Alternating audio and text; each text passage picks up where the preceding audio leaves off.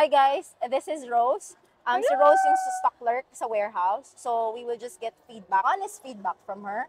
Kung ano-ano yung mga improvement. Kung ano-ano yung experience mo working together or working with me sa warehousing department. So bigyan mo ko, Rose, ng at least 1 to 2 significant impact or yung na-improve sa quality of service mo or quality of work sa warehousing department. Sa ngayon po, yung about sa system naman po is mas okay po siya ngayon kasi nagkaroon po siya ng mas maayos at saka detailed po na tayo. Nakikita na po natin isa-isa kung ano yung mga discrepancies and paano po siya ma-solve na maayos. And about naman po sa pamamalakad po sa warehouse, sa inyo po, mas okay po siya kung hands-on po kayo and every time na kailangan po namin kayo is nagre-response po kayo agad and talagang sinusure nyo po na bawat nangyayari sa warehouse at saka sa system is okay po tayo. Yeah. So, paano nakatulong sa'yo yung system natin? Lalong-lalo na may 3 stages yon, right? Pag magpo-forecast sila Kimberly, magpa-purchase order sila. Pag nag-purchase order, magkakaroon ka ng inventory sa system natin. Pag nagkaroon ng inventory, there will be an ordering system na available sa front, which is para sa mga customer natin. Tapos sa warehousing na yung pinaka-inventory management, which is accounting. Paano nakatulong sa'yo yung 5 stages or 6 stages na yon sa day-to-day na workflow mo? Mas napadali po siya in terms of sa inventory po na hindi mo na kailangan na everyday magbibilang or weekly magbibilang.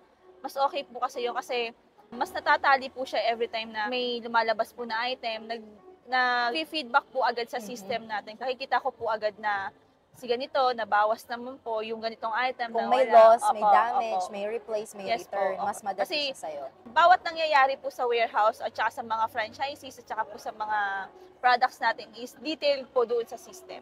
That's good. That's good to know. So, napadali ba yung buhay mo in terms of sa pag-administrative? Kasi nagma-manual counting kayo noon, pero hanggang ngayon, nagma-manual counting kasi it's very important naman talaga.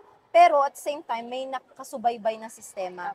Mas napadali ba yung proseso dahil may sistema ng in place? Yes po, kasi dati, manual counting lang po siya, na as is manual counting lang po talaga. Tapos ililista lang sa logbook. Ililista lang, tapos hindi mo na po matitrace kung bakit naging ganito, bakit hindi siya tali, saan na po sa ganito. Ngayon po kasi, nung nagkaroon po ng system, as in yung system po natin ngayon is, pwede mo na po siyang i-review bakit ganun yung nangyari, saan napunta to. Analysis. Yung tinuturo sa inyong analyze bakit nyo. Bakit may nawalang ganito, or bakit nag-over yung ganito, bakit saan na-damage yung ganito, yes, ano yung na-replace. Pati yung damage and replacement is naka-program na rin po doon. Kumbaga, nai-input na rin po. At saka kung pagdating naman po sa mga PO, ando na rin po, makikita na rin po namin. Kumbaga, may reading PO na, so i-receive na lang. So, doon po, mas mapapadali po talaga siya. That's nice. Nice to know. Thank you. Second question, how was working with the developer side? Yung mga systems engineering natin na nag-create or ano yung magiging feedback mo dun sa nag-create ng system? Because it's not all about me. Siyempre, ako, handle ko talaga yung operations itself. Pero may mga tao behind me na nag-develop ng system na ginagamit mo ngayon. So, ano yung feedback mo for them? Mas okay po yung system po natin lately. Kaya yun nga po, napadali. Kasi pag may mga questions or yung mga bakit, saan napunta, yung mga ganun po, all in na po, andoon. Lahat ng pwede mong itanong, nasasagot na po ng system agad. Last question for me. How was working with Miss Lee so far? 9 months of working with me? 7 po. 7 months? Yes, ma'am. Masasabi ko po na sobrang grateful ko po kasi nakakilala ako ng tao katulad nyo. Feedback? Hindi po totoo po. Kasi kumbaga, sa dami po ng company na pasukan ko, ito lang po yung company na yung nakaka-interact ko po talaga yung mga mas matataas sa akin. Ay, naiyak ako! Siya po hindi po kasi approachable ka po kasi sa mga tao. Kumbaga, hindi ka po nakakailang katrabaho. Ganun. Kumbaga, hala, talaga naiiyak talaga ako pag ganun! Rose, kasi at the end of the day, galing ako dyan. Yes, alam. I've been there. Nasa baba ako noon, and alam ko yung nararamdaman ng mga tao or mga staff na walang kausap na boss. Kaya hindi ko siya ginagawa sa mga tao ko ngayon. Huwag ka maiyak. Naiyak ako! Ba't ganun yung tanong niyo, ma'am? Pero hindi, masaya po ako kasi nakatrabaho ko po kayo. Nagkaroon ako ng boss na katulad. Hello! Thank you, Rose. Stop crying. Thank you.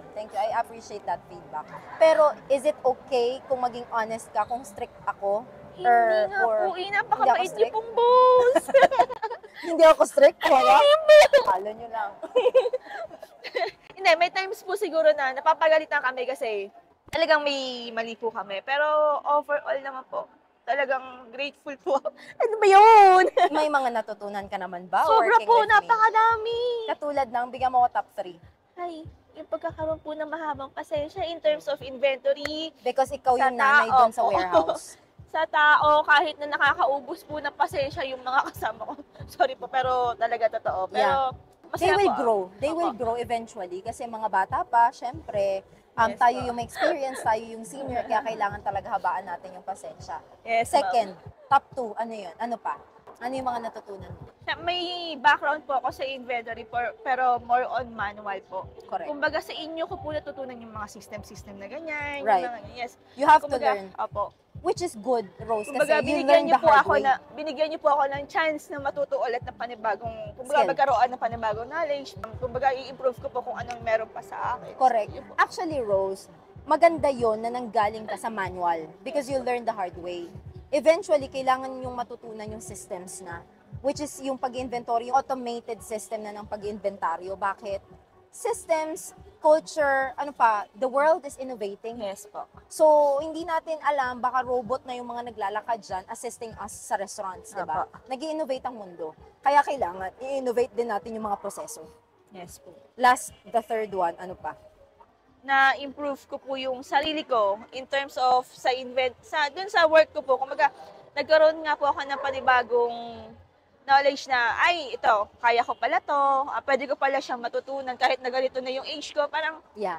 thankful po ako doon kasi nagkaroon ako ng superior or mentor na po, kasi kung tutuusin na ito pa pala yung pwede kong aralin, mga Correct. ganong ano. And there's a lot of chances naman talaga. There's a lot of opportunities. Pag gugustuhin naman talaga. Yes. At saka dapat talaga mapag-aralan. Doesn't matter kung anong edad ka. 'Di ba? And ang kagandahan lang, thank you for the feedback kasi natututunan mo yun sa amin. Not Apo. only for me, syempre, the team behind Apo. me na nag-develop ng system na yun. Thank you for your feedback. Huwag ka na umiyak. Naiyak ako sa question niya, ba't ganon? Huwag ka na umiyak. Tapos na yung question natin. Maraming salamat sa Sige feedback at po. sa honesty.